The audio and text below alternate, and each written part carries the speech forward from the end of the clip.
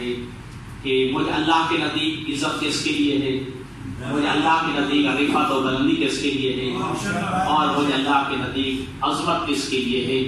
ارشاد ہوتا ہے کہ یرفع اللہ الذین آمنوا منکم والذین اوتوا العلم درجات، اللہ عرفت عطا فرماتا ہے، اللہ بلندی عطا فرماتا ہے، اللہ عزت و عظمت عطا فرماتا ہے ان کو جو تم میں سے صاحبان ایمان ہیں۔ اللہ صاحبان ایمان کو عزت عطا فرماتا ہے۔ اور دوسرا فرمایا والذین اوتوا العلم درجات، اللہ انہیں بھی عزت عطا فرماتا ہے، انہیں بھی عظمت عطا فرماتا ہے، انہیں بھی عرفت و بلندی عطا فرماتا ہے جنہیں اللہ نے علم کے درجات عطا فرمائے۔ اللہ کے نزدیک صاحبان ایمان کے لیے عزت ہے اور صاحبان علم کے لیے عزت و عظمت ہے۔ تو قرآن کے فرمان کے مطابق اور اللہ کے اس حکم کے مطابق عزت و عظمت کا معیار مال و دولت نہیں۔ بات کی سمجھ آ رہی ہے؟ میں آگے بڑھوں گا کہ عزت و عظمت کا معیار مال و دولت نہیں ہے، عزت و عظمت کا معیار اقتدار اور حکومت شاہی نہیں ہے، عزت و عظمت کا معیار بڑے قبیلے اور خاندان سے وابستہ ہونا نہیں ہے، عزت و عظمت کا معیار جو ہے بڑے سیاسی خاندان سے وابستہ ہونا نہیں ہے۔ اگر عزت و عظمت کا معیار شاہی اگر مال و دولت ہوتا تو پھر فرعون کو صاحب عزت ہونا چاہیے۔ اگر عزت و عظمت کا معیار اگر اقتدار ہوتا، حکومت ہوتا، تو پھر نمرود و شداد کو صاحب عزت ہونا چاہیے تھا۔ اگر جو ہے حکومت ہوتا صاحب عزت ہونا، تو پھر ہر جابر حکمران کو، ہر ظالم حکمران کو صاحب عزت ہونا چاہیے تھا۔ لیکن آپ دیکھتے ہیں کہ ایسا نہیں ہے۔ اللہ فرماتا ہے کہ عزتیں ان کے لیے ہیں، عظمتیں ان کے لیے ہیں، عرفتیں ان کے لیے ہیں، بلندیاں ان کے لیے ہیں جو صاحبان ایمان بھی ہیں اور صاحبان علم بھی ہیں۔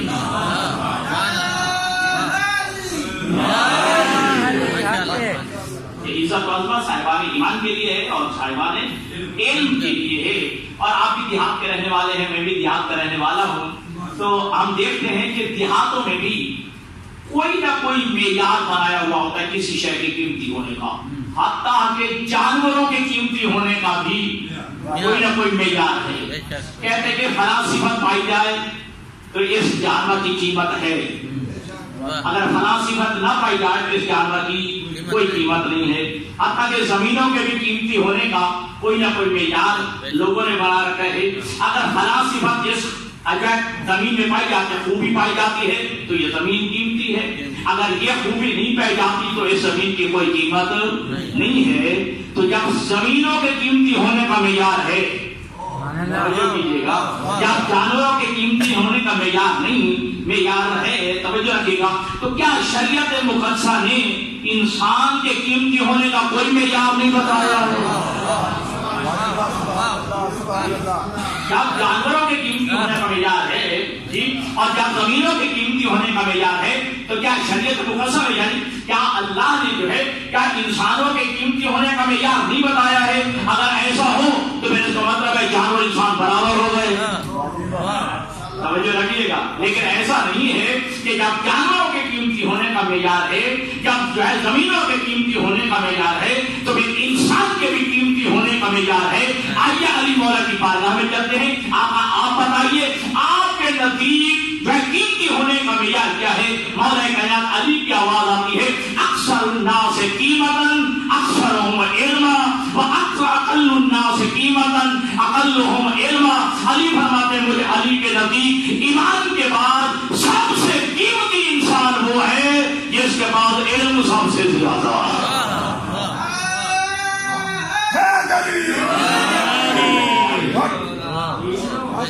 علی فرماتے ہیں مجھے علی کے نزدیک ایمان کے بعد سب سے بیش قیمت وہ انسان ہے جس کے پاس علم سب سے زیادہ، اور جس کے پاس علم نہیں ہے فرماتے میرے نزدیک اس کی کوئی قیمت نہیں ہے۔ توجہ فرمائیے گا، تو پھر حاضر جو ہے عزت اللہ کی بات علم سے ہے، مال سے نہیں ہے، دولت سے نہیں ہے، اقتدار سے نہیں ہے، حکومت سے نہیں ہے، تو پھر علم شرف انسانیت ہے۔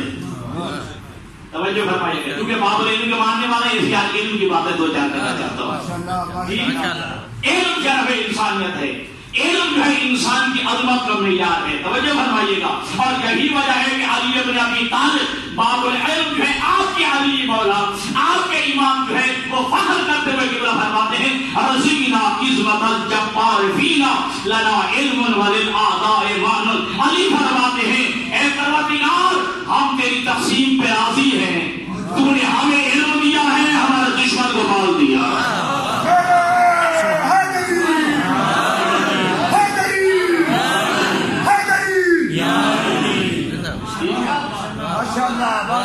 علم انسانیت کے لیے شرف ہے، علم انسانیت کے لیے عظمت ہے.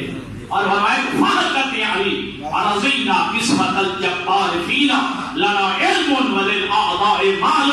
اے پروردگار ہم آل محمد کی تقسیم پہ راضی ہیں کہ تو نے ہمیں علم دیا اور ہمارے دشمن کو مال دیا ہے. اور ساتھ کے لیے فرماتے ہیں فإن المال، توجہ رکھیے گا، فإن المال يفنى عن قريب والعلم باق لا يزال. علی فرماتے ہیں کہ پروردگار علم عن قریب پھل ہے، کہ مال جو ہے عن قریب فنا ہونے والا ہے، لیکن علم ایسی دولت ہے جو ہمیشہ رہنے والی ہے، جس کو زوال نہیں. مال عن قریب فنا ہونے والا ہے.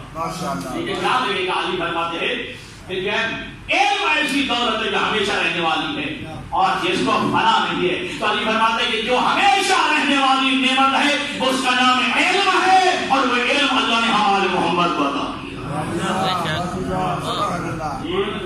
اور یہی وجہ کہ نہج البلاغہ میں امیر کائنات کا جملہ فرماتے ہیں العلم نور، علم نور ہے، علم نورانیت ہے. اللہ جس دل میں چاہتا ہے ڈال دیتا ہے.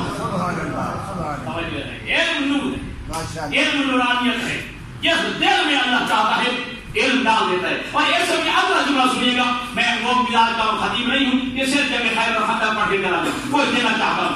علی کائنات کا امام نہج البلاغہ میں ارشاد فرماتا ہے العلم حیات والجہل ممات. علی فرماتے ہیں علم زندگی ہے، جہالت موت ہے. سبحان اللہ، سبحان اللہ، سبحان اللہ. علم سے وابستہ لوگ تشریف فرمائیں، باب علم کے ماننے والے توجہ فرمائے گا. علی فرماتے ہیں العلم حیات والجہل ممات. علم زندگی ہے اور جہالت موت ہے. پھر آگے اگلے جملے میں نہج البلاغہ پڑھیے. اللہ میں قرآن کے بعد ہمارے نوجوان کو نہج البلاغہ پڑھنے کی توفیق ہو. علی نہج البلاغہ میں ارشاد فرماتے ہیں کہ سن لو العلم راس کل خیر والجہل راس کل شر. علی فرماتے ہیں ہر خیر اور ہر نیکی کی بنیاد علم ہوتا ہے، ہر شر اور برائی کی جڑ جہالت ہوتی ہے. العلم راس کل خیر، ہر خیر اور ہر نیکی کی اساس اور بنیاد علم ہوتا ہے، اور ہر شر اور برائی کی جڑ جو ہے جہالت ہوتی ہے. تو میں آپ کا عزیز بھی ہوں، پرانا آپ کا جو ہے شناسا بھی ہوں، تو مجھے جملہ کہہ دیجیے. علی کے جملے بتا رہے ہیں کہ اس معاشرے میں علم زیادہ ہوگا وہاں خیر ہی خیر ہوگی. جس معاشرے میں علم ہوگا وہاں خیر ہی خیر ہوگی. جن لوگوں میں علم ہوگا وہاں خیر ہی خیر ہوگی. جس ملت میں علم ہوگا وہاں خیر ہی خیر. توجہ رکھیے گا، جن افراد میں علم ہوگا وہاں خیر ہی خیر ہوگی. اور جس معاشرے میں جہالت زیادہ وہاں شر زیادہ. جس ملت اور قوم میں جو ہے جہالت وہاں شر ہی ہے. توجہ فرمائیں، علم زندگی ہے اور جہالت موت ہے. اچھا دیکھیے الحمدللہ میں مطمئن ہو گیا آپ کے اعضاء کے سماج سے. دیکھیے ہمارے ہاں اور مولا علی کے نزدیک سمجھیے گا زندگی اور موت کا میزان الگ الگ ہے. ہم کیا سمجھتے ہیں کہ نفس چل رہی ہو، سانسیں چل رہی ہو، دل دھڑک رہا ہو شادی، تو ہم سمجھتے ہیں کہ بندہ زندہ ہے. یہ نا جی کہ سانسیں چل رہی ہوں، دل دھڑک رہا ہو، نفس چل رہی ہو شادی، ہم سمجھتے ہیں یہ بندہ زندہ ہے.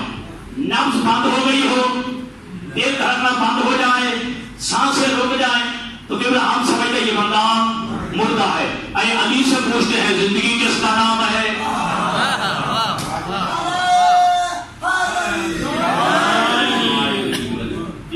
ہمارے نزدیک ہے موت اور زندگی کا میزان یہ معیار یہ ہے کہ اگر سانسیں چل رہی ہیں تو ہم زندہ ہو بیٹھتے ہیں. اگر سانسیں رک جائے, دل دھڑکنا بند ہو جائے, نبض رک جائے تو بزرگ ہم سمجھتے ہیں یہ بندہ مردہ ہے. لیکن علی فرماتے ہیں یہ تمہارے نزدیک میزان ہے, میرے نزدیک زندگی اور میزان ہے موت کا یہ میزان نہیں ہے. علی فرماتے ہیں الناس موتا واہل العلم احیان, سب لوگ مردہ ہیں, صاحبان علم زندہ ہے.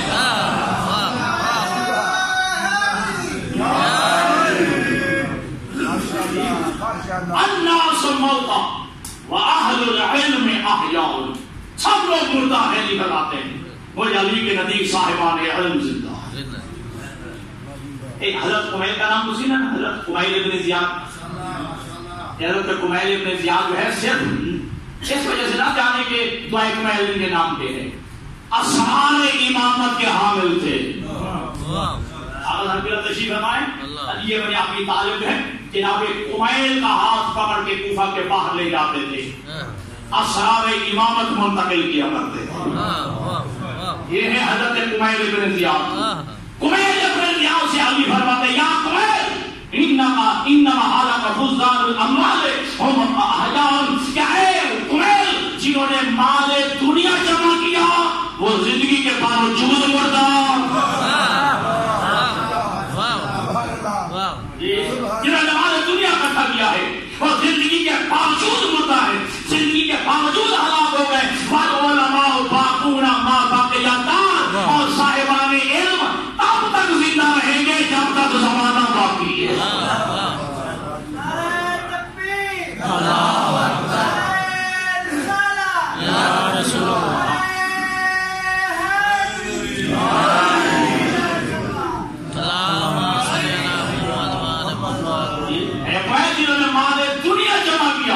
وہ زندگی کے باوجود مردہ, لیکن صاحبان علم تب تک زندہ رہیں گے جب تک زمانہ باقی ہے. اگلے جملے میں علی کا جملہ سنیے, لطف لیجیے جن کے دلوں میں علی کی ولایت ہے.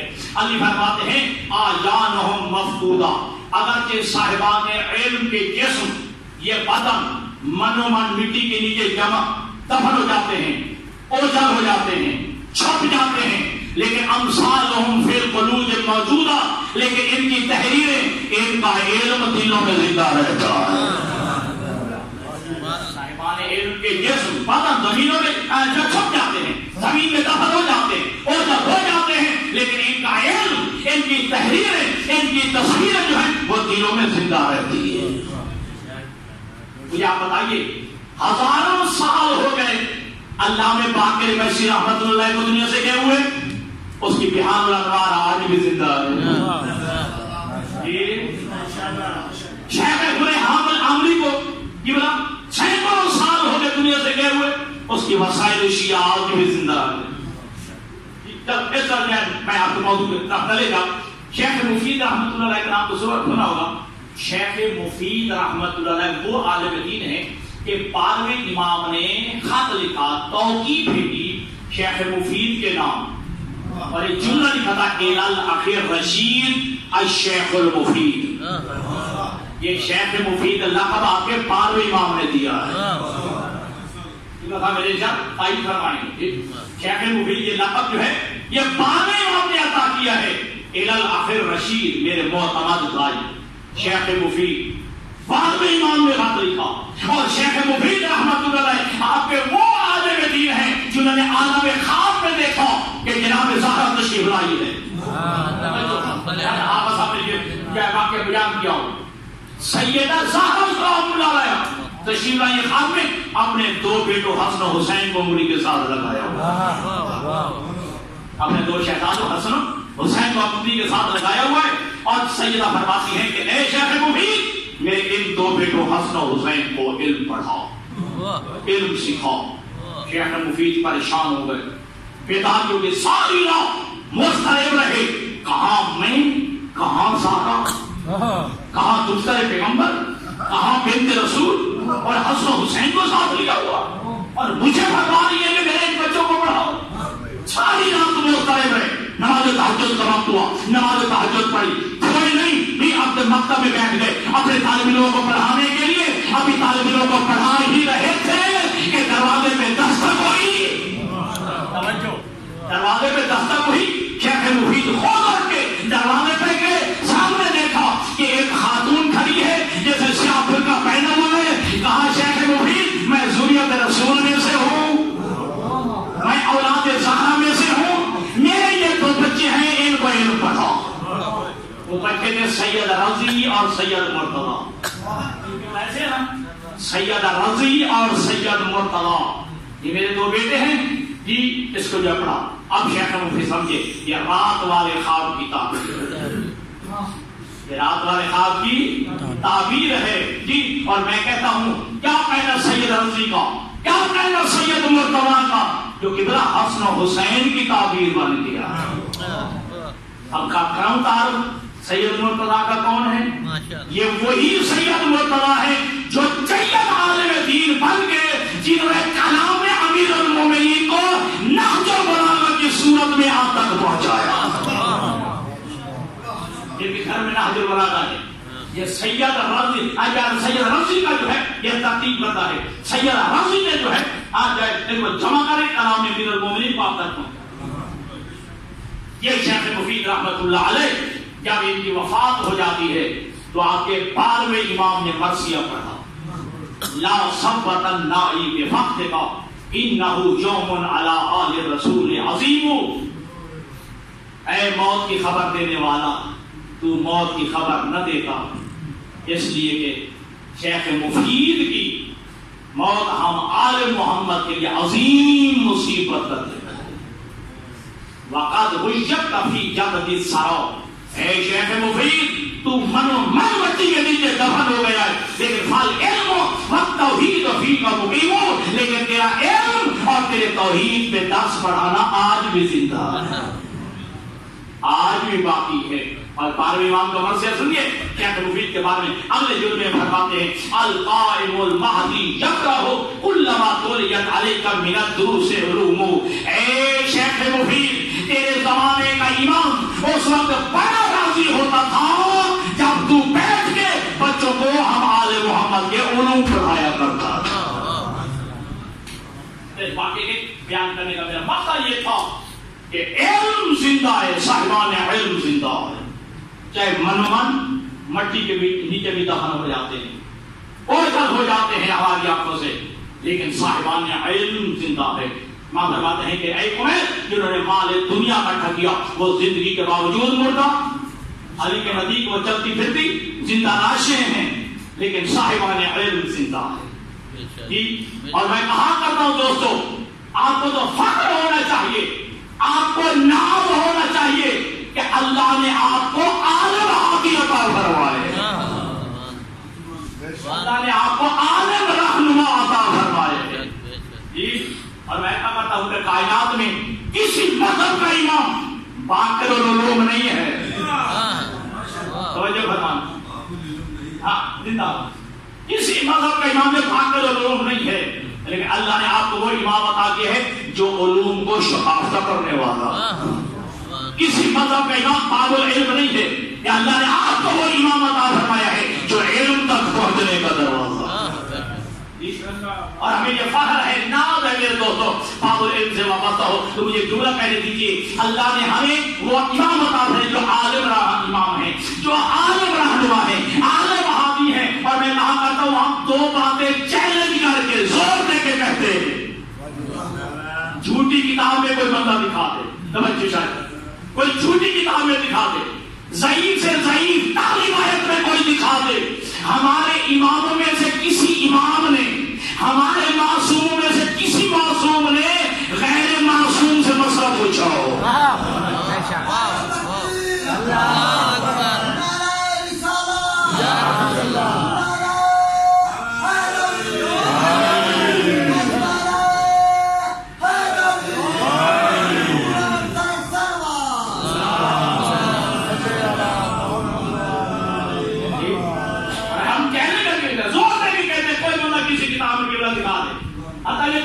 چھوٹی کتاب میں اور ضعیف سے ضعیف کا روایت میں کوئی دکھا دے، کہ ہمارے آئینوں میں سے کسی امام نے، ہمارے معصوم نے غیر معصوم سے مسئلہ پوچھا ہو، کوئی نہیں دکھا سکتا، لیکن ہم دکھانے کے لیے تیار ہیں۔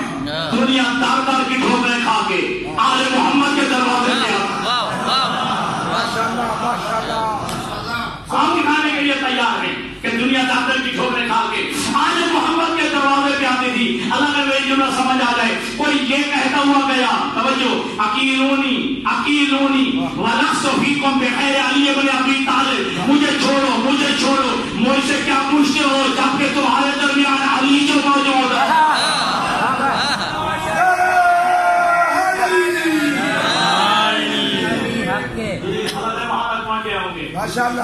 مجھ سے کیا پوچھتے ہو جی، مجھے چھوڑو، تمہارے درمیان علی جو موجود ہے۔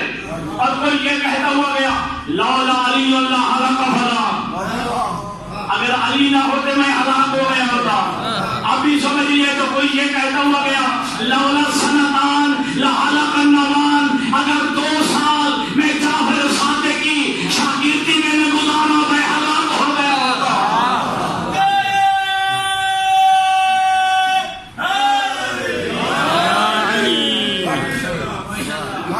اگر میں نے 2 سال جعفر صادق کی شاگردی میں نہ گزارے ہوتے میں ہلاک ہو گیا ہوتا ہو۔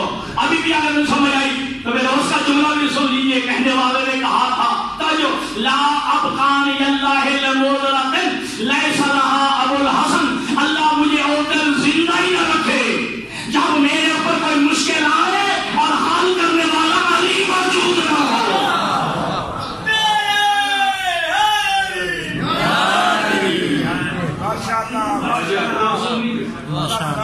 ہمارے آئینوں میں سے کسی امام نے کوئی نہیں دکھا سکتا، ناسبی بھی نہیں دکھا سکتا، خارجی بھی نہیں سکتا، بڑے سے بڑے دشمن بھی قبلہ نہیں دکھا سکتا۔ ہمارے اماموں سے کسی امام نے غیر معصوم سے مسئلہ پوچھا ہو۔ اب دونوں میں نے دینا ہے، سمجھنا آپ نے، تخت پہ بیٹھ جانا یہ حق کی دلیل نہیں ہے۔ میں نے بات بدلی سمجھا، تخت پہ بیٹھ جانا یہ حق کی دلیل نہیں ہے۔ اگر تخت پہ بیٹھنے والا حق پہ ہوتا تو پھر تخت چھوڑ کے یہودی کے باغ میں علی سے پوچھنے کیا ہو جاتا۔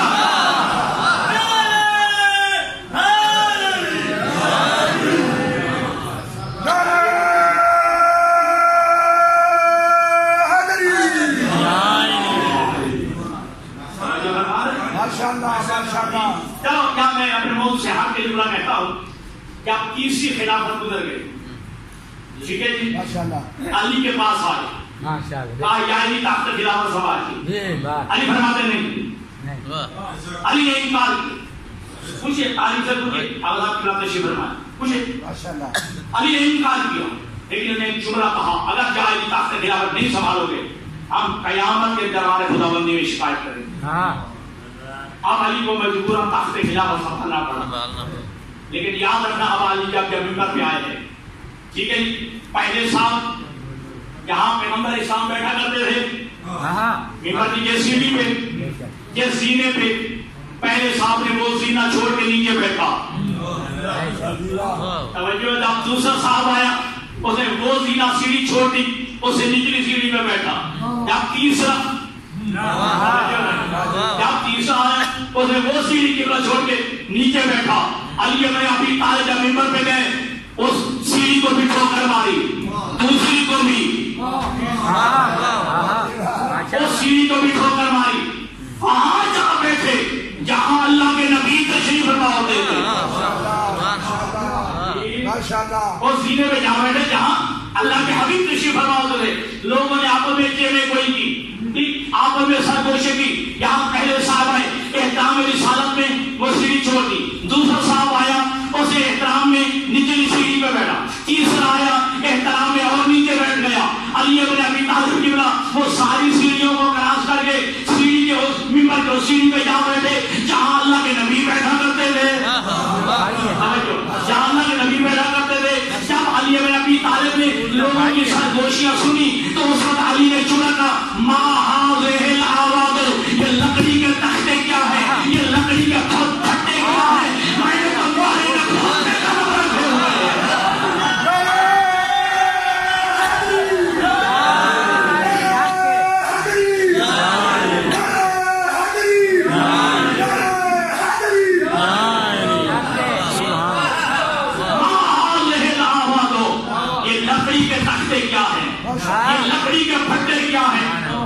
مہر نبوت پہ قدم رکھے ہوئے سبحان اللہ ماشاءاللہ. اور علی نے جو پہلا خطبہ ارشاد فرمایا پہلے لفظ علی کے یہ تھے الحمدللہ الذی قد رجع الحق الى مقامہ.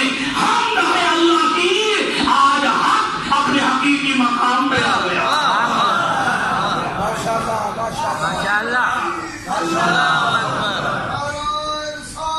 یا رسول اللہ.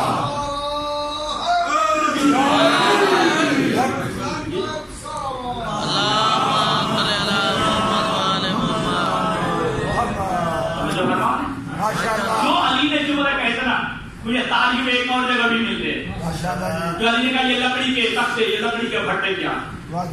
ایک جملہ تاریخ میں اور بھی ملتا ہے وہ تھا سید سجاد کا جملہ. جب دربار یزید پہ پہنچے نا یزید نے اپنے خطیب سے کہا کو بیان کر. یزید کا خطیب بیان کر چکا تو اب امام نے کہا مجھے بھی اجازت ہے ان لکڑی کے بھٹوں پہ میں بھی چلا جاؤں ان لکڑی کے تختوں پہ میں بھی چلا جاؤں اجازت ہے. تو گویا سید سجاد بتا رہے ہیں کہ جن پہ ہم نہ بیٹھے وہ لکڑی کے تختے ہوتے ہیں منبر رسول ہوتا ہے جس میں ہم بیٹھے ہوتے ہیں.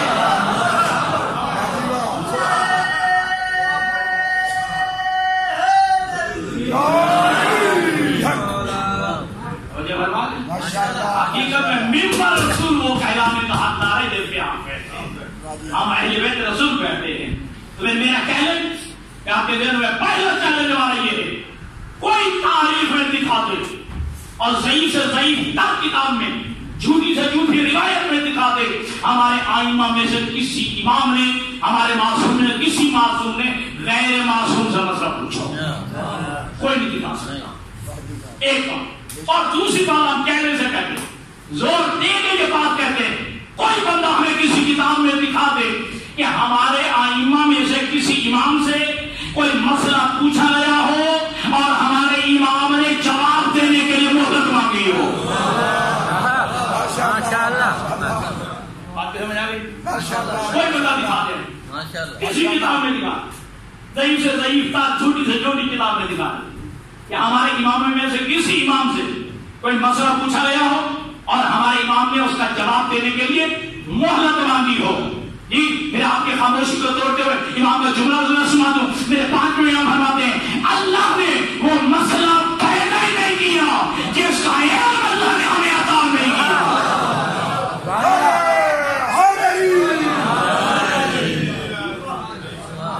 اللہ نے وہ مسئلہ ہی پیدا نہیں کیا جس کا علم اللہ نے ہمارے محمد کو عطا نہ کیا. یہ آل محمد کا گھرانہ ہے جو معدن و حکمت کا گھرانہ ہے. توجہ فرمائیے گا. اور میرے 5 امام کا جملہ ہے شر کا وغر کا فلا وجدان علما صحیحا الا خرج من عندنا اہل البیت. مشرق سے لے کر مغرب تک دنیا کا کونا کونا چھان مارو حقیقت میں علم وہ ہے جو ہم آل محمد کے گھر سے نکلے. علم وہ ہے کہ ہم آل محمد کے گھر سے نکلے جو ہمارے گھر سے نہ نکلے. وہ جہالت ہے وہ ضلالت ہے وہ گمراہی ہے. حقیقت وہ ہے علم وہ ہے جو ہم آل محمد کے گھرانے سے نکلے. اور کیا کہنا یہ آپ کے ایمان کو یہ شرف حاصل ہے. کسی امام نے آج تک یہ نہیں کہا. آپ کے امام نے کہا سینے پہ ممبر کوفہ میں بیٹھ کے سینے پہ ہاتھ لگا اور ایک جملہ کہا ہا ہنا لا علما جمع. یہاں علم کا ٹھاٹھے مارتا ہوا سمندر موجود ہے. یہ آپ کے امام نے کہا. ٹھیک ہے فرمائے کہ ہا ہنا لا علما جمع. یہاں علم کا ٹھاٹھے مارتا ہوا سمندر موجود ہے. اور ساتھ اللہ نے رسالت کا جملہ بھی کہہ دیا کہ جو کچھ میرا علم ہے یہ کس کے صدقے میں کہا صفت اللعاب رسول اللہ. جو کچھ میرے سینے میں علم ہے یہ پیغمبر کے لعاب ذہن کا اثر ہے. ایک فرمان تو آپ سنتے رہتے. علی بن ابی طالب نے کہا مجھے بڑا لطف آیا کہ شاید یہ جملہ پڑھتے ہوئے علی فرماتے ہیں کہ زقن رسول اللہ زقن زقا. اللہ کے نبی نے مجھے علم ایسے عطا کیا ہے جیسے پرندہ بچے کو غذا دیتا ہے. سمجھنا اللہ کے نبی نے مجھے علم ایسے عطا کیا ہے جیسے پرندہ بچے کو غذا دیتا ہے. اور آپ بھی جانتے ہیں, میں بھی دیکھتا ہوں کہ کیسے ہی پرندہ جو ہے دانا کھاتا ہے, نہ دانے میں کمی کرتا ہے نہ اضافہ کرتا, کیسے کھاتا ہے بغیر کمی و بیشی کے اپنے بچے لوگوں میں دے دیتا ہے. علی فرماتے ہیں کہ اللہ کے نبی نے مجھے علم ایسے دیا ہے جیسے پرندہ بچے کو ملا دیتا ہے, گویا اللہ کے نبی نے جیسے اللہ سے لیا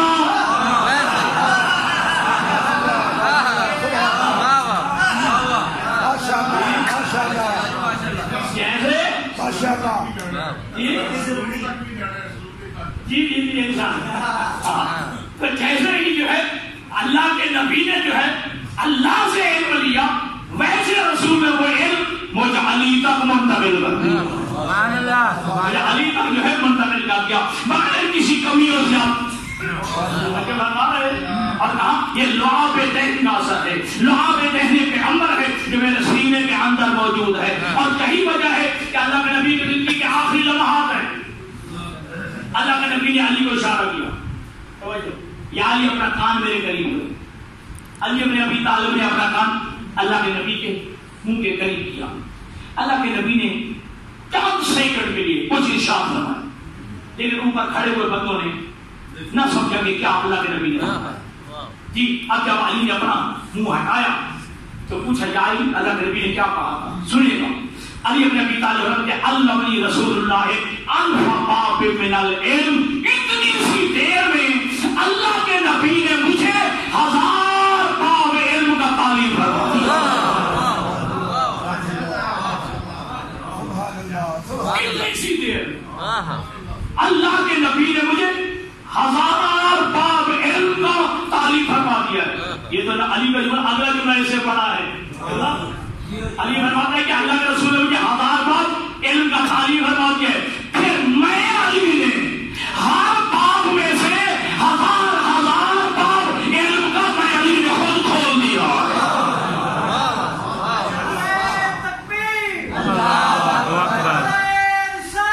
یا رسول اللہ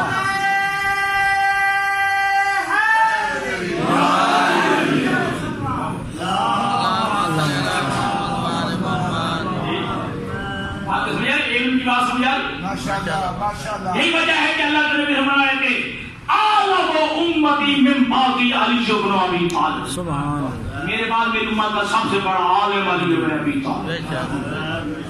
ماشاءاللہ, میرے بعد میری امت کا سب سے بڑا عالم علی بن ابی طالب.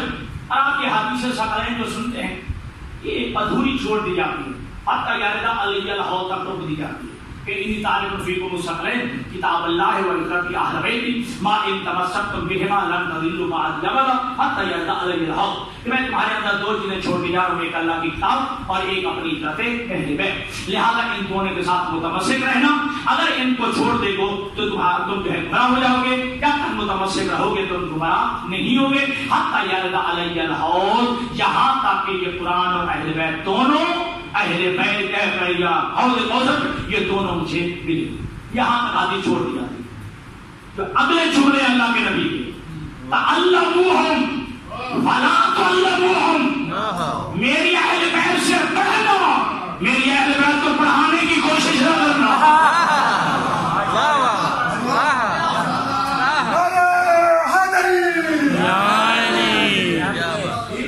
تعلموہم فلا تعلموہم, میری اہل بیت سے پڑھنا, میری اہل بیت کو پڑھانے کی کوشش نہ کرنا, میری اہل بیت سے سیکھنا, میری اہل بیت کو سکھانے کی کوشش نہ کرنا. فإنہم أعلم منکم, کیونکہ میری اہل بیت تم سے زیادہ عالم ہے. میری اہل بیت تم سے زیادہ عالم ہے. زیادہ میری اہل بیت سے پڑھنے کی کوشش کرنا, پڑھانے کی کوشش نہ کرنا. اللہ نے کیا فرمایا کہ میرے نزدیک معیار عزت, معیار عظمت, معیار بلندی, معیار رفعت, معیار فضیلت دو چیزیں ہیں, ایمان اور علم. قرآن کیا ہے کہ معیار عزت, معیار فضیلت کے دو چیزیں ہیں, ایمان اور علم. اگر شہداء کی برسی ہے تو جملہ جو ہے دینا چاہتا ہوں, تمہیں دنیا والوں کو کہو اور قرآن کے اسی معیار پہ ہم دیکھتے ہیں کہ نبی کے بعد افضل کون ہے. معیار قرآن نے دیا افضل ہونے کا کہ افضل کون ہے, صاحب عزت کون ہے, صاحب عظمت کون ہے, صاحب رفعت کون ہے, صاحب بلندی کون ہے, کہ ایمان بھی ہو اور علم بھی ہو. تو اب جو ہے دیکھتے ہیں کہ بعد از پیغمبر قرآن کے اس معیار کا کون پورا کرتا ہے, تو خدا کی قسم علی کے علاوہ کوئی نہیں ہے. اگر ایمان میں دیکھو تو علی کھلے ایمان نظر آتا ہے, اگر علم میں دیکھو تو حبیب منبر سلوری نظر آتا ہے.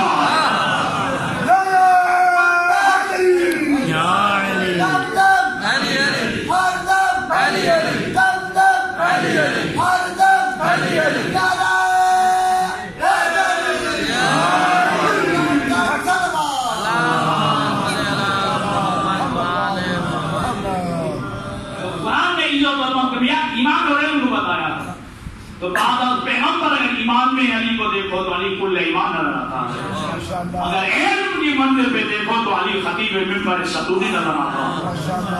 اور کسی مکتب کے امام نے دعوی سلونی نہیں کیا, اصحاب کے امام علی نے دعوی سلونی کیا. اچھا دو چیزیں ہیں جو علی کے مختصات میں سے, جو علی کے ساتھ مختص ہے, ٹھیک ہے, دو چیزیں ہیں, ایک دعوی سلونی, ایک لقب امیر المومنین. میں نے جلدی میں چل کہہ دیا مختصات علی میں سے, یعنی جو علی کے ساتھ جو چیزیں مخصوص ہیں وہ دو چیزیں ہیں, لقب امیر المومنین اور دعوی سلونی. حالانکہ ہمارا عقیدہ ہے کہ حسن سے لے کر ہادی مہدی تک یہ سارے امام علم علی کے وارث ہیں, علم رسول کے وارث ہیں, علم لدنی کے مالک ہیں, لیکن احترام علی میں احترام علی میں عظمت علی کے پیش نظر ایک اماموں نے بھی دعوت سلونی نہیں کیا ہے.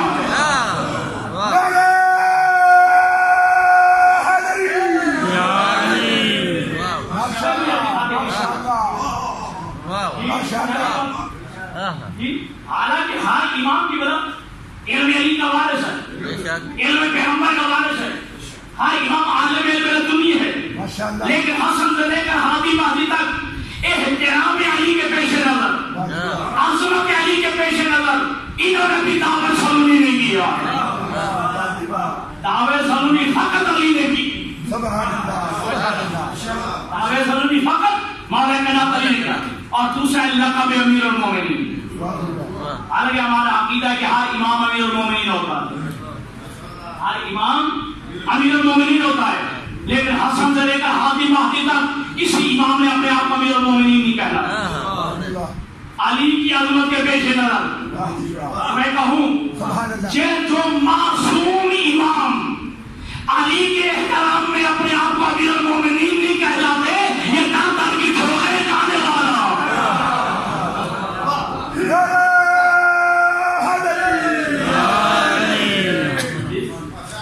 اور چوتھے امام کی خدمت میں بندہ, اور آگے کہا تھا السلام علیکم یا امیر المومنین. میرے چوتھے امام نے کہا اس میں کوئی شک نہیں, تو نے ٹھیک کہا, لیکن آج کے بعد مجھے امیر المومنین نہ کہنا. کیوں؟ یہ لقب میرے دادا علی کا ہے, یہ لقب میرے دادا علی کا ہے. تو یہ دعوی سلونی صرف آپ کے امام نے کیا, کسی اور کے امام نے نہیں.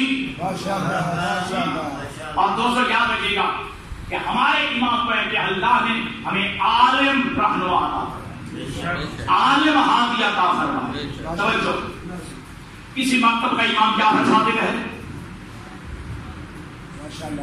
اللہ نے آپ کو عطا کیا ہے, اور کاش کہ جعفر صادق کو دنیا پہچانتی.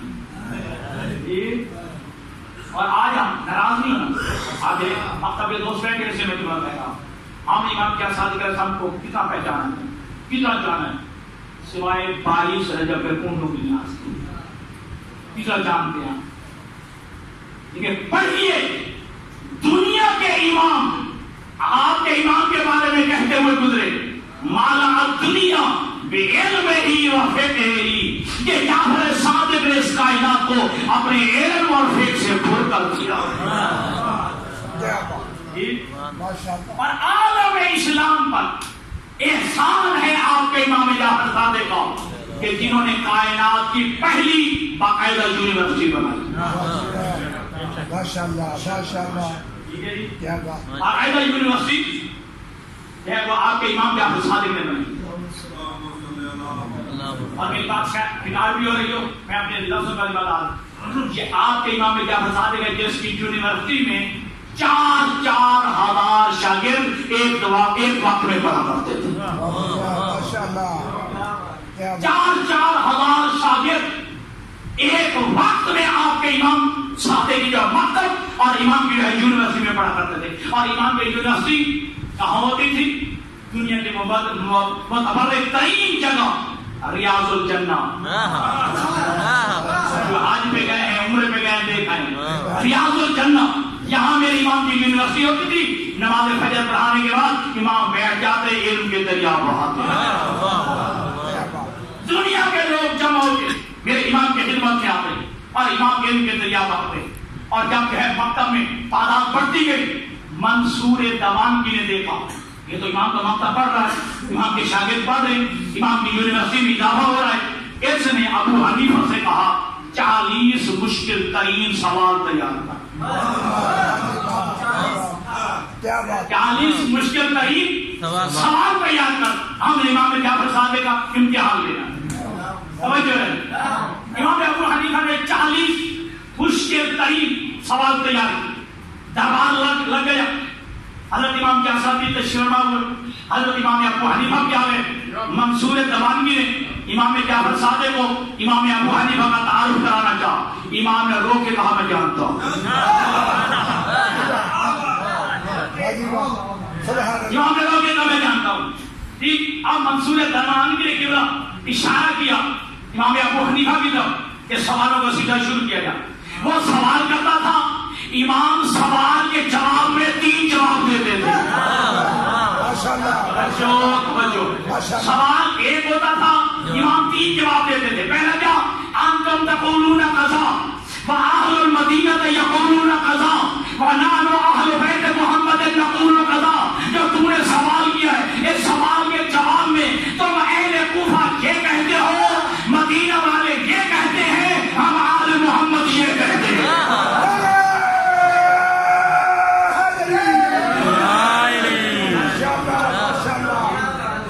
سوال ایک ہوتا، جواب 3 ہوتا. یہ جو تم نے سوال کیا اس کے جواب میں تم اہل مدینہ کی یہ رائے ہے، تم کوفہ والوں کی یہ رائے ہے. جی اچھا وہ یاد کرتا ہوں. جی تو تم اہل مدینہ کوفہ والوں ان کی یہ رائے ہے، مدینہ والے یہ کہتے ہیں، ہم اہل بیت محمد یہ کہتے ہیں. جب یہ تفصیل کے ساتھ امام نے جواب دیے، ابو حنیفہ یہ کہتا ہوا گیا اور اٹھانے کی وجہ یہ تھا واللہ ما رأیت افقہ من جعفر ابن محمد. خدا کی قسم کائنات میں نے جعفر صادق سے بڑا فقیہ نہیں دیکھا ہے.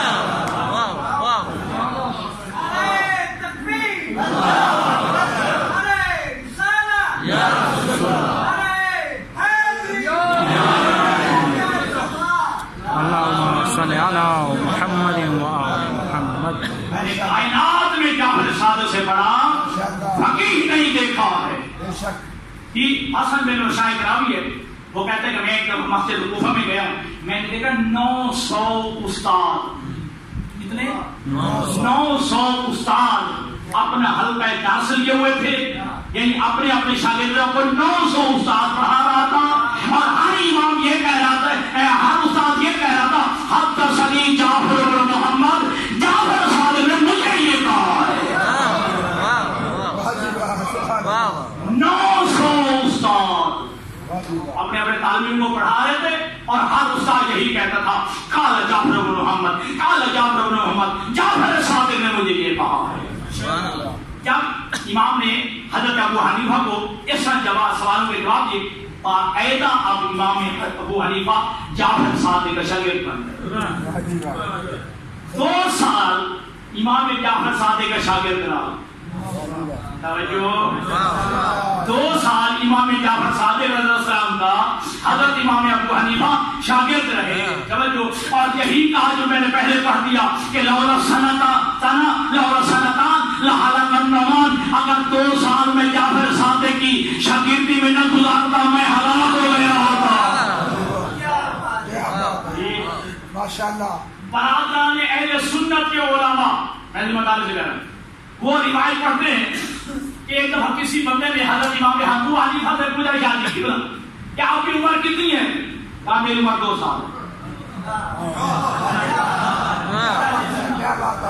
کہ آپ کی عمر کتنی ہے؟ کہا میری عمر 2 سال ہے. بندہ کہتا ہے آپ کی عمر 80 سال ہے، 80 سال کے بزرگ، اور آپ کہہ رہے میری عمر 2 سال ہے.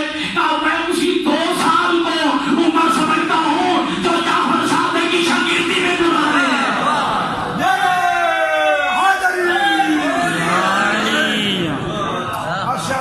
میں اسی کو زندگی سمجھتا ہوں جو جعفر صادق کی میں نے شاگردی میں گزارے.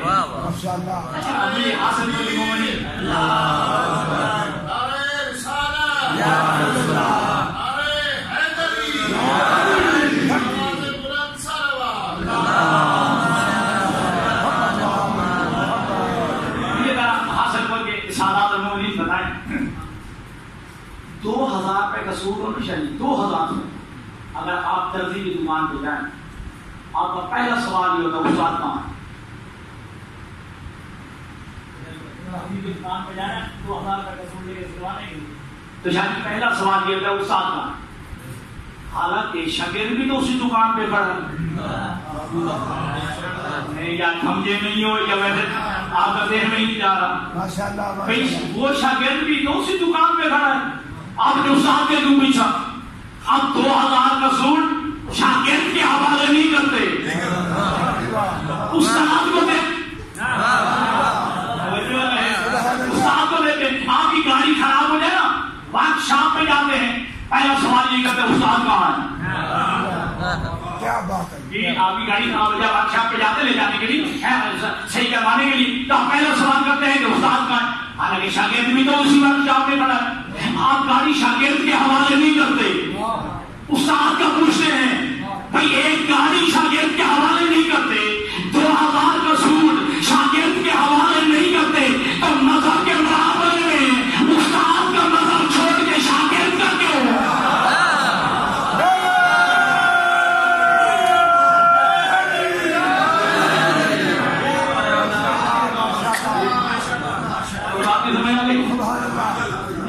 استاد کا مذہب چھوڑ کے شاگرد کے مذہب. ہاں 2000 کا سوٹ شاگرد کو آپ کے حوالے نہیں کرتے، مذہب حوالے کر رہے. مذہب حوالے کر رہے. بات یہ ہے کہ امام جعفر صادق علیہ السلام سے ابو حنیفہ نے حج کا مسئلہ پوچھا. مجھے کہا تھا نوجوانوں نے کہ نیاز کو دیر اگر لمبا پڑھنا ہے. مجھے بچے اشارہ نہیں کریں گے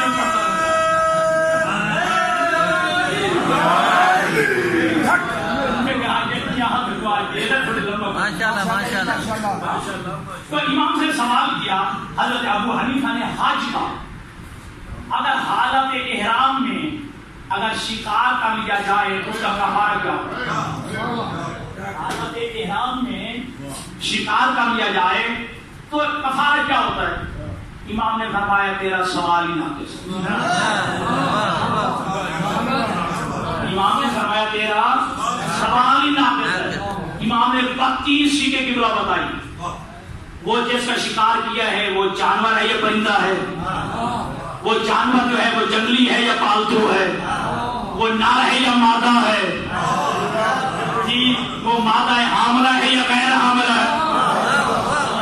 جی 32 سیٹیں امام نے بتائی اور ہر کا کفارہ بھی بتایا. 32 سیٹیں بتائی اور ہر 6 کا امام نے کفارہ بتایا. یہ جانور ہو تو یہ کفارہ ہوگا، ایسا جانور ہو تو یہ کفارہ ہوگا، یہ کا جانور ہو تو ایسا کفارہ ہوگا. 32 سیٹیں 32 کفارے بتائے. تو جب کہ امام نے تفصیل کے بعد صاحب بتایا تو فوراً ابو حنیفہ اٹھا اور یہ چنا لولا جعفر بن محمد ما علم الناس مناسک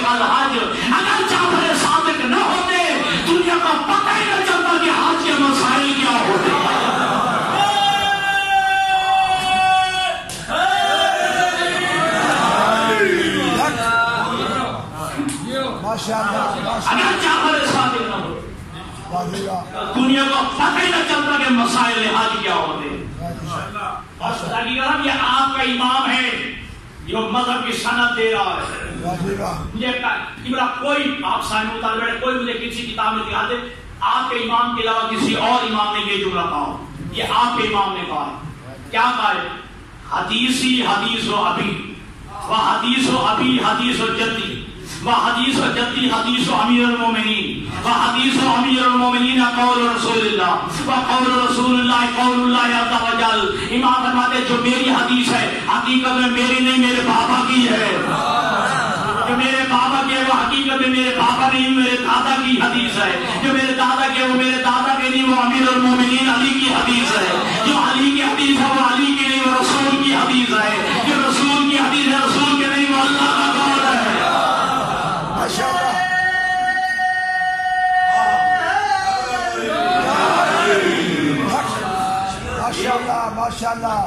اور یاد رکھیے سلامت رکھے آپ کو. کسی مذہب کو پروموٹ کرنے کے لیے پیسہ بھی چاہیے پروپیگنڈا بھی چاہیے قوت اور طاقت بھی چاہیے.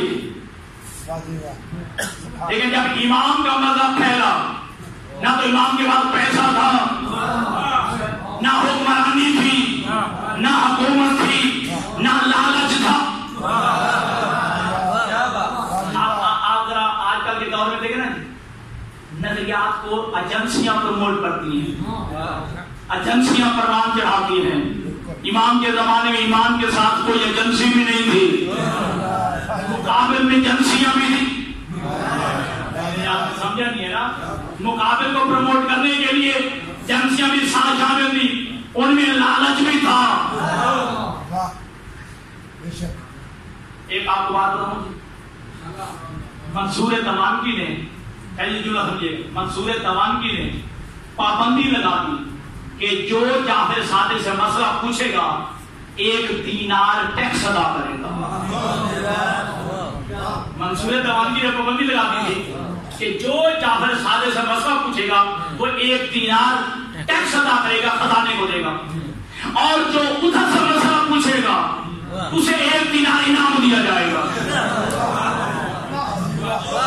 آگے سمجھ جی جو جعفر صادق سے مسئلہ پوچھے گا اسے 1 دینار ٹیکس دینا پڑے گا جرمانہ دینا پڑے گا اور جو ادھر سے مسئلہ پوچھے گا اسے 1 دینار انعام دیا جائے گا. اب یہ ماننے والے شیعہ امام کی خدمت میں کہا مولا اب تو بڑی پریشانی ہو گئی آپ سے مسئلہ پوچھیں گے تو 1 دینار جرمانہ دینا پڑے گا 1 دینار ٹیکس دینا پڑے گا. ادھر سے مسئلہ پوچھیں گے تو 1 دینار انعام ملے گا. میں کہا دیکھ رہا امام فرماتے مسئلہ ہی حل ہو گیا ہے پہلے اس سے مسئلہ پوچھ لو انعام لے لو.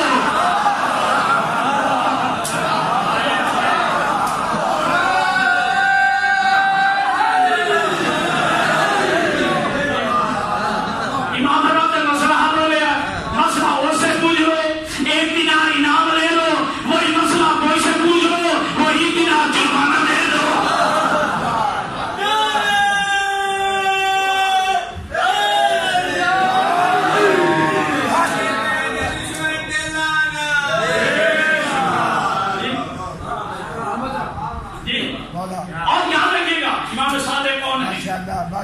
فرانس کی ایک یونیورسٹی ہے جس میں ایک تحقیقاتی ادارہ ہے جس میں 25 یورپین ڈاکٹر سکالر دانشور انہوں نے امام کی زندگی پہ ریسرچ کی ہے امام کی زندگی پہ تحقیق کی ہے کہ امام نے اپنے زمانے میں علوم کیسے پھیلا. 25 یورپین ڈاکٹر اس میں بیلجیم کے ہیں جرمنی کے ہیں ہالینڈ کے ہیں امریکہ کے ہیں لبنان کے ہیں یہ 25 ڈاکٹر دانشور یہ سکالر امام کی زندگی پہ ریسرچ کی ہے. ان میں مسلمان کوئی بھی نہیں ہے مسلمان کوئی نہیں. فرانس کی یونیورسٹی انہوں نے تحقیق کی اور پھر تحقیق کرنے کے بعد اپنی کتاب کو جمع کیا. اس کتاب کا نام رکھا ہے super brain in Islam. Super brain in Islam اور فارسی میں اس کا ترجمہ ہوا ہے. شہزاد صاحب کی بات کتاب فارسی میں اس کا ترجمہ ہوا ہے اور فارسی والوں نے اس کا نام رکھا ہے ماغز متفکر جہان تشیع. ٹھیک ہے، انگریزوں نے اس کا نام رکھا سپر برین ان اسلام جی، اور فارسی والوں نے اس کا ترجمہ کیا اور نام رکھا جی ماغز متفکر جہان تشیع. اب اس کا اردو میں ترجمہ ہو گیا ہے، اس کتاب کا اردو میں ترجمہ ہو گیا ہے اور اس اردو والوں نے اس کا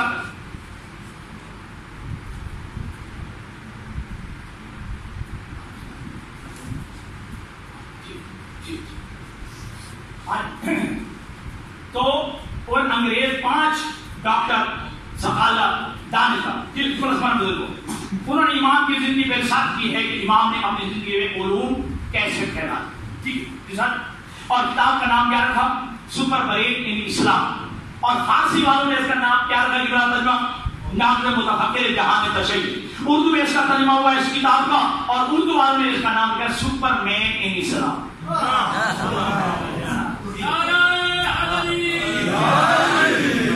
سپر مین ان اسلام انہوں نے کتاب کا نام. وہ 25 یورپین ڈاکٹر جو کہ انگریز ہیں، مسلمان نہیں ہیں، وہ امام کی زندگی میں ریسرچ کرتے ہوئے اس کتاب میں جملہ لکھتے ہیں کہ ہماری تحقیق کے مطابق امام جعفر صادق اپنے زمانے میں 500 علوم پڑھایا کرتے تھے.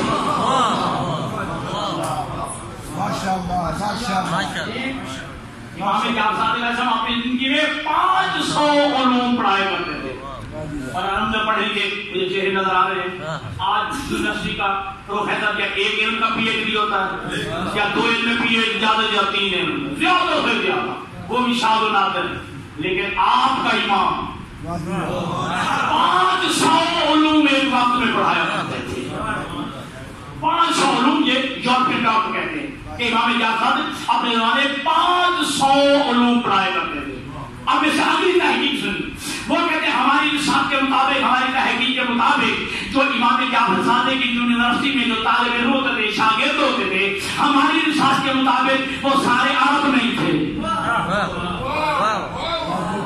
سارے عرب نہیں تھے، سارے عربی زبان نہیں جانتے تھے.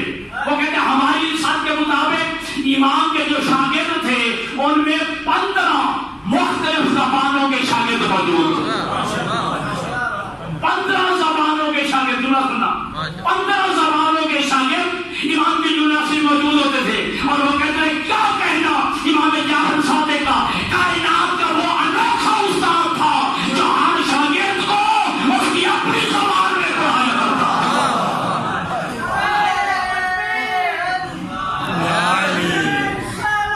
یا رسول اللہ.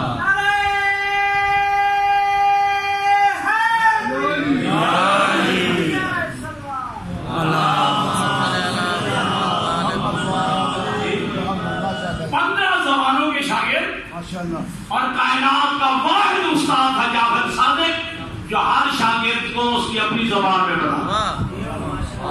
شاید آپ نے لوگ سن لیا، ہر شاگرد کو اس کی اپنی زبان میں امام جعفر صادق پڑھایا کرتے ہیں. اور اگلا جملہ سنیے، وہ یورپین ڈاکٹر کہتے ہیں، وہ ثقافت دانشور کی بلا کہتے ہیں کہ وہ کہتے ہیں کہ کائنات کی یہ واحد یونیورسٹی تھی، نہ استاد کے پاس کتاب تھی نہ شاگرد کے پاس کتاب.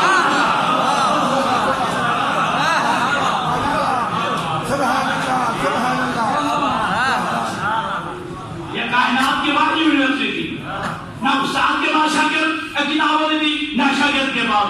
کیوں؟ کتاب لکھنے والا جو پہلے کوئی نہیں تھا.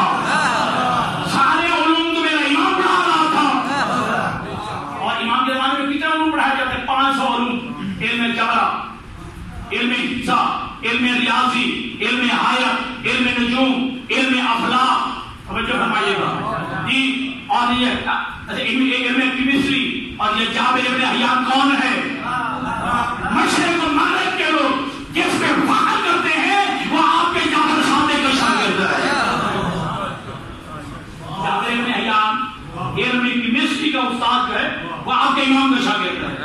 بہرحال مجھے بتا دیا گیا ہے کہ بس اب احترام کی منزل تک پہنچاؤں.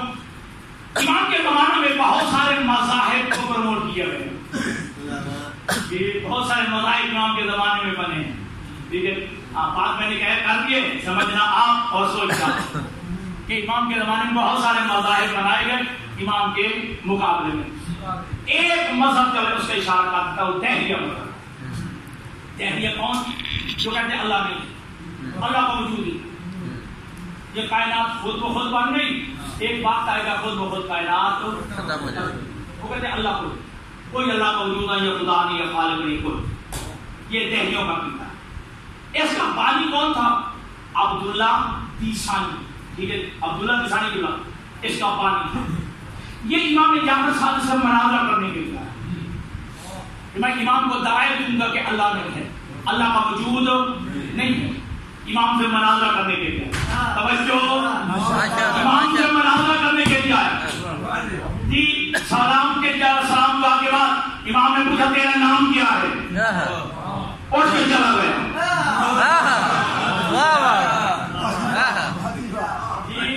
نام میں سے کیا رکھے گا؟ عبداللہ دیسانی. ٹھیک ہے، آیا مناظرہ کرنے کے لیے. کیا ایسے دلیل نہیں تھی کہ اللہ کا وجود نہیں ہے، اللہ نہیں ہے. ٹھیک ہے، امام نے پوچھا تیرا نام کیا ہے؟ واپس چلا گیا.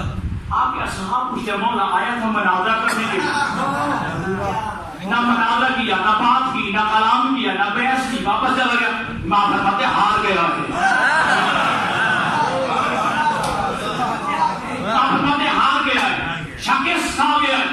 مولا بات ہوئی نہیں، کلام ہوئی نہیں، بحث ہوئی نہیں، ہار کیسے گیا ہے؟ امام بتاتے ہیں کہ ہار اس وجہ سے گیا ہے کہ میں نے پوچھا اس کا نام، اگر یہ بتاتا میرا نام ہے عبداللہ تو میں کہتا ہوتا عبداللہ کے کیا معنی ہے. اگر کہتا عبداللہ کے معنی اللہ کا بندہ تو میں کہتا جب اللہ نہیں تو کس کا بندہ ہے.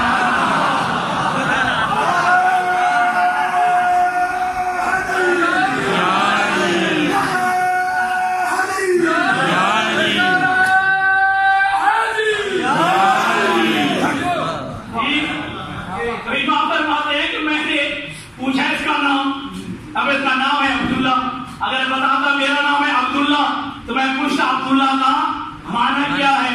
عبداللہ کا معنی ہوتا ہے اللہ کا بندہ، تو میں کہتا جب اللہ نہیں تو کس کا بندہ. اس وجہ سے یہ ہار گئے، سمجھ کے آئے جی. یہ تو بہرحال یہ دہریہ امام کے زمانے میں پھلے پھول، اور یہ کہتے ہیں کہ اللہ کوئی نہیں، کوئی خالق نہیں ہے، خود بخود کائنات بن گئی اور خود بخود ایک زمانہ آئے گا کائنات خود بخود ختم ہو گئی. ایک دہلی نے زمین کو کھود کے زمین کے اندر گوبر رکھا. ٹھیک ہے، گوبر کلر سمجھتے ہیں نا، کلر رکھ دیا اوپر زمین کو، جب مٹی دے دی کچھ دنوں کے بعد جب مٹی کو کھول تو اس میں کیڑے مکوڑے نکلا. آپ کیا کیڑے نکل آتے ہیں کہ کلر میں سے کلر کو بڑا رہنا تو اس کے اندر سے کیڑے نکل آتے ہیں. اسے کیڑے جو ہے ایک برتن باندھ دیے امام کی خدمت میں لے آئے. پہلے ان کیڑوں کا خالق میں، ان کیڑوں کا خالق میں ان کیڑوں کو پیدا کیا. اچھا تو ان کیڑوں کا خالق ہے، انہیں پیدا کیا؟ ہاں ان کیڑوں کا میں خالق ہوں، ان کو میں نے پیدا کیا. امام کہتے تو ان کا خالق ہے تو پھر اپنی مخلوق کی تعداد بھی جانتا ہوگا.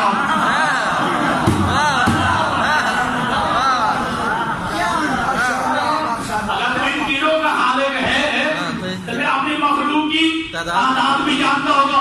کہتے یہ تو مجھے پتہ ہی نہیں ان کیڑوں کی تعداد کیا، میں نہیں جانتا ان کیڑوں کی تعداد کیا.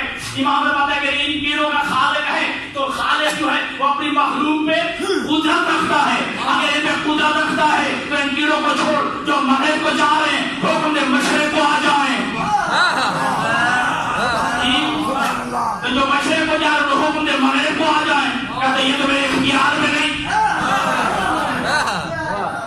یہ میرے اختیار میں نہیں. امام فرماتا تو کیسا خالق ہے، نہ مخلوق کی تعداد جانتا ہے نہ مخلوق پہ قدرت رکھتا ہے. کیسا خالق ہے جو اپنا مخلوق کی تعداد جانتا ہے اور نہ ہی اپنی مخلوق پہ قدرت رکھتا ہے. میں اللہ نہیں ہوں، میں اللہ کا بندہ ہوں، میں خالق نہیں ہوں، خالق کا بندہ ہوں. میں جانتا ہوں ان کیڑوں کی تعداد کتنی ہے. خالق نہیں، خالق کا بندہ ہوں. میں رب نہیں ہوں، میں رب کا بندہ ہوں، لیکن اللہ کے دیے ہوئے علم سے میں جانتا ہوں ان کیڑوں کی تعداد کتنی ہے. میں یہ بھی جانتا ہوں ان میں نر کتنے ہیں، ان میں مادہ کتنے ہیں. جو مادہ میں جانتا ہوں وہ حاملہ کتنی ہے، غیر حاملہ کتنی ہے. جو حاملہ میں جانتا ہوں وہ نر جنم دے گی یا مادہ جنم دے گی. میرا علم دیکھ اور پھر میرا اختیار دیکھ. امام نے زیر لب کچھ کہا، آسمان کی طرف دیکھا کہ وہ مشرق کو کیڑے جا رہے تھے مغرب کو مڑائے، جو مغرب کو جا رہے تھے مشرق کو مڑائے. تو امام فرماتے ہیں تعجب نہ کر کہ میں نے ان کا رخ کیسے موڑ لیا ہے، جس کا دادا سورج کا رخ موڑ لیا.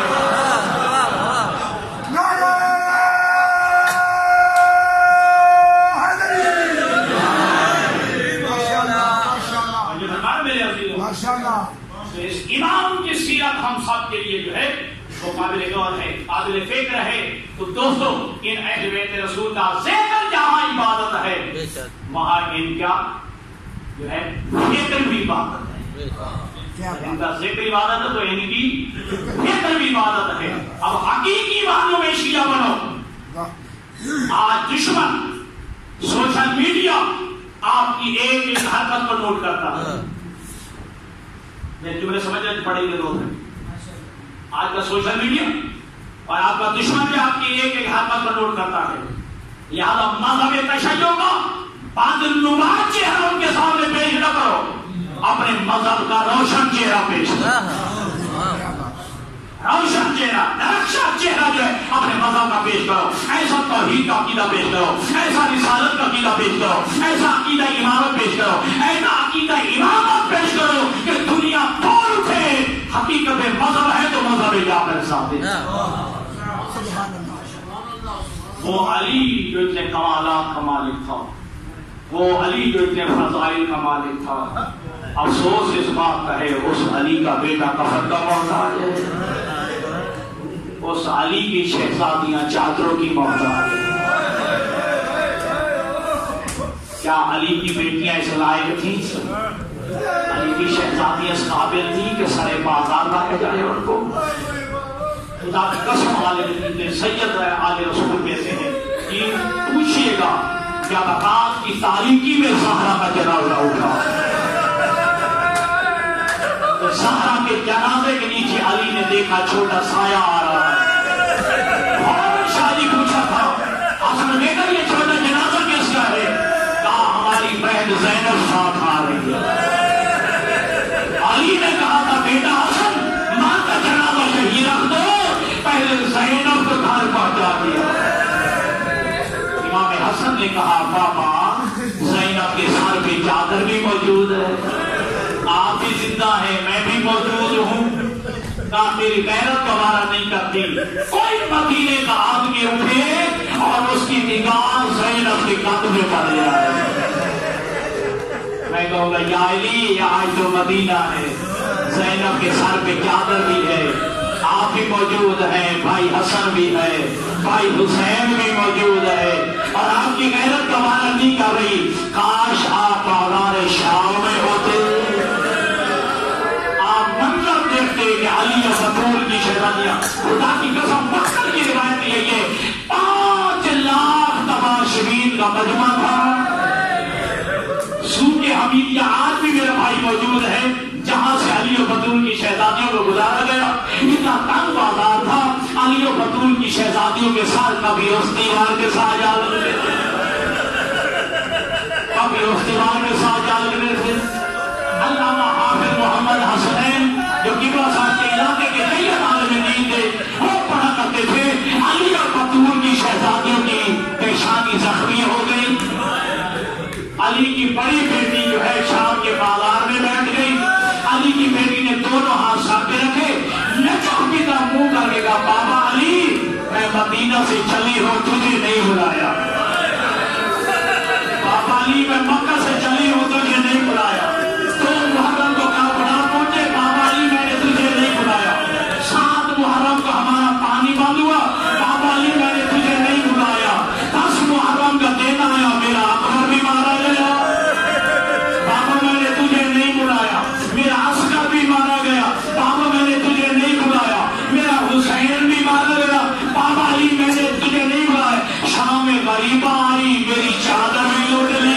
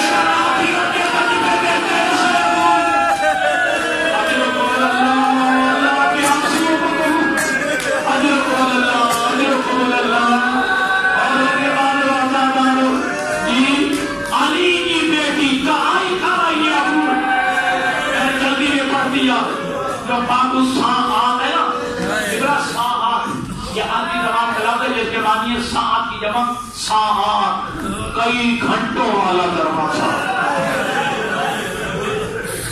مکتب میں یہ روایت رہا تو میں مجھے حکم دیا گیا یہ سجاد اپنی ماں بہنوں بھوکے ہوئے دروازے پہ روک لو، کیوں ابھی تک بازار نہیں سجا ہے، ابھی تک دربار نہیں سجا ہے. یہ 3 دن یا 15 اذانیں علی کی بیٹی نے سنی. اب میں جملہ کہوں علی کی بیٹی کی کوئی نماز قضا ہوئی ہے؟ نہیں ہوئی نا، تو میں کہوں گا یا علی تیرا نمازیں پڑھنا آسان تھا، تیرے ہاتھ بھی کھلے تھے، مسجد میں پورے نمازیں پڑھی ہے.